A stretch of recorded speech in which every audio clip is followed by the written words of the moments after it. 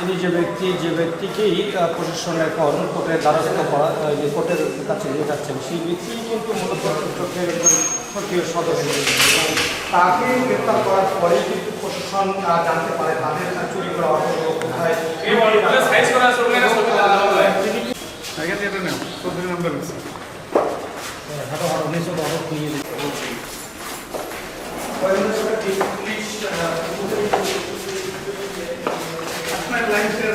জীবিকার তাগিদে কিন্তু এগুলো পরিবহন করে সেখান থেকে যা লাভ হয় পরিবার চক্র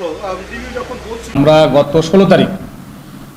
16/7/2026 তারিখ 18 ঘটিকার সময় আমরা একটা সংবাদ পাই যে এই শহীদ শাহজাহান আলী কলোনি সরকারি প্রাথমিক বিদ্যালয়ে যে একজন আন্তঃজেলা অটো ইজিবাইক চোর সদস্য সে চোরাই অটো বিক্রয় করার জন্য ওখানে অবস্থান করতেছে। সেই তথ্যের ভিত্তিতে আমাদের একটা ডিবি টিম আমরা সেখানে অভিযান পরিচালনা করে তাকে চোরাই অটো সহ হাতে নাতে গ্রেপ্তার করতে সক্ষম হই এবং তাকে গ্রেপ্তার করার পর তাকে হেফাজতে জিজ্ঞাসাবাদ করে তার দেওয়া তথ্য মতো আমরা জানতে পারি যে কুলাঘাটে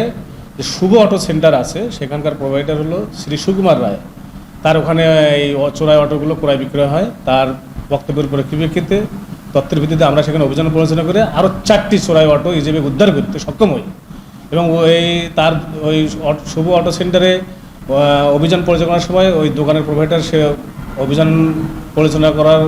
তথ্য টের পেয়ে সে পালিয়ে যায়। আমরা টোটাল 5টি অটো হিসেবে উদ্ধার করি।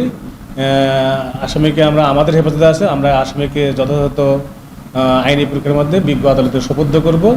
এবং যে অটোগুলো আমরা উদ্ধার করেছি এর মালিকানা যাচাই বাছাই করে বিজ্ঞ আদালতের নির্দেশনা মোতাবেক আমরা এগুলো হস্তান্তর পরীক্ষা সম্পন্ন করব।